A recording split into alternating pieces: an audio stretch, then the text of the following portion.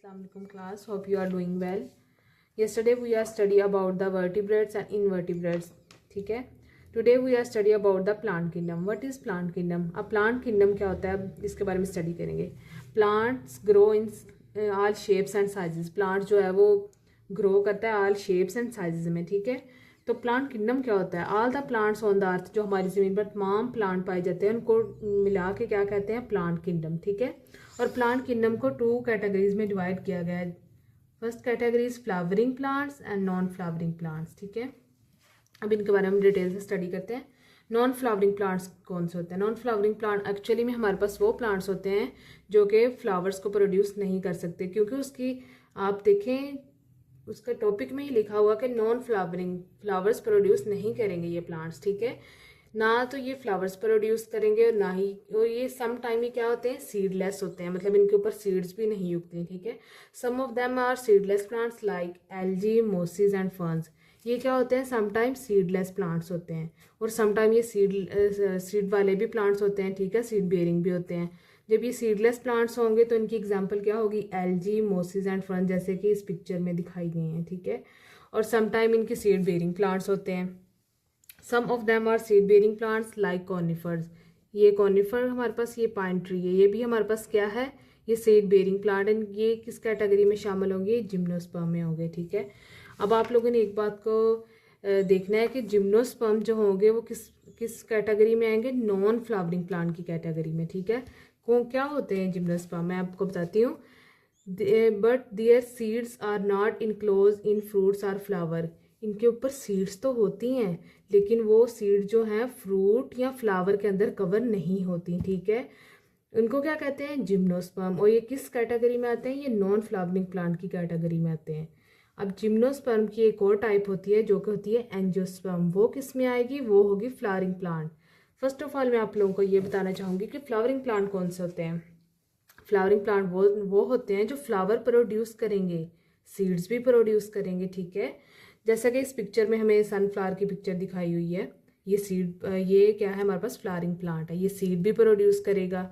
ठीक है. This is a very large group of plants and produce flower. The seeds of flowering plants are enclosed in fruit और flower. और इनका जो seed होता है वो किसी फ्रूट में या फ्लावर में इनक्लोज होता है. ये देखिए यहाँ इसके सीड्स होते हैं. ठीक है. ये फ्लावर के अंदर क्लोज है ऐसे, ये देखें. ठीक है. ये किस कैटेगरी में हमारे पास आएंगे? फ्लावरिंग प्लांट में. ये इसकी एक एग्जांपल होगी. नेक्स्ट हमारे पास क्या है? आप लोगों को इस बात की समझ आ गई होगी कि ये जिम्नोस्पर्म जो होंगे वो नॉन फ्लावरिंग प्लांट में आएंगे और जो एंजियोस्पर्म होंगे वो फ्लावरिंग प्लांट में आएंगे. ठीक है. नेक्स्ट हम थोड़ा सा स्टडी करेंगे about what is seed. Seed क्या होती है? क्योंकि फ्लावरिंग प्लांट में हमने स्टडी किया है कि इसके अंदर सीड्स होती हैं, तो अब हमें ये भी तो समझ आनी चाहिए कि सीड क्या होती है. सीड क्या होती है? To understand this you have to study the structure of seed. पहले हम स्टडी करेंगे इसका structure. A seed has an outer covering. इसकी ये वाली एक आउटर कवरिंग होती है. ठीक है. इसको हम क्या कहेंगे? Seed coat. जैसे कि आप कोट पहनो सर्दियों में और वो जो आपके ऊपर जो कवर किया होगा उसने कोट ने, तो वो क्या होगा? वो आपके ऊपर कोट होगा. ठीक है. ऐसे ही सीड के ऊपर भी होता है कोट. उसको क्या कहेंगे? Seed coat. ठीक है. और उसके इनसाइड क्या होता है? इनसाइड उसके एक एम्ब्रियो होता है. ठीक है. And the cotyledon. कोटिलेडन के बारे में नेक्स्ट आपको मैं स्टडी करवाती हूँ. ये हमारे पास 2 चीज़ों पे कंसिस्ट होता है. क्या होता है? एक एम्ब्रियो होता है और दूसरा हमारे पास क्या होता है? कोटिलेडन होता है. ठीक है. सीड के बारे में अब आप लोगों को 2 चीज़ें समझ में आ गई. एक हमारे पास सीड है, उसका सीड कोट है और उसके अंदर क्या मौजूद है? एक एम्ब्रियो होता है और हमारे पास क्या होता है? कोटिलेडन.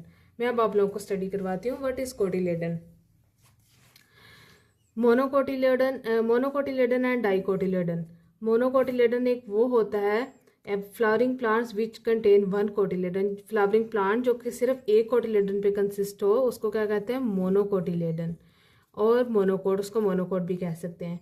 और दूस विच कंटेन ऑफ 2 कोटिलेडन, उसको क्या कहेंगे? डाइकोटिलेडन. ये कंटेन होगा 1 कोटिलेडन पे, ये कंटेन होगा 2 कोटिलेडन पे, तो इनको क्या कहेंगे? डाइकोटिलेडन. जैसे ये देखें इस डायग्राम में मैं आपको समझाती हूँ. ये मोनोकोटिलेडन, मोनोकोट की डेफिनेशन के साथ उसकी एग्जांपल है और ये डाइकोट की है. ठीक है. मोनोकोट में मैंने आप लोगों को बताया कि सिंगल कोटिलेडन होगा एक. ये देखिए इसका सिर्फ एक कोटिलेडन है, जबकि हमारे पास डाइकोट में 2 कोटिलेडन होंगे. तो इस डायग्राम में देखें यहाँ पे ऐसे ऐसे बने हुए हैं, ये ऐसे करके ऐसे ही, तो ये क्या होगा? 2 कोटिलेडन, तो ये क्या होगा, डाइकोट। तो ये इनकी एग्जाम्पल दी हुई है, राइस, वीट, गंदम और मेज़, ये हमारे किस कैटेगरी में आएंगे, मोनोकोट प्लांट में। और बीन, रोज, फूल, ग्राम, ये हमारे पास किस में आएंगे, डाइकोट प्लांट में या डाइकोटिलेडन प्लांट्स में। इनमें हमारे पास इनमें 2 कोटिलेडन होंगे, इन पर से हमारे पास 1 कोटिलेडन होगा। ठीक है, आप लोगों को समझ आ गई होगी इस टॉपिक की। नेक्स्ट ये मैं आप लोगों को वर्क देती हूँ, आप लोगों ने इसको अच्छे तरीके से फ्लावरिंग प्लांट को और नॉन फ्लावरिंग प्लांट को अच्छे से स्टडी करना है और उनकी 2 एग्जाम्पल यहाँ पे लिखनी है। ठीक है, और आगे नेक्स्ट यहाँ क्या है, मोनोकोटिलेडन और डाइकोटिलेडन, इनकी भी आपने 2 एग्जाम्पल, एक 2 इधर लिखनी है, 2 इधर लिखनी है, और आप लोगों ने मुझे नोटबुक पे लिख के शेयर करनी है। ओके, अल्लाह हाफिज़।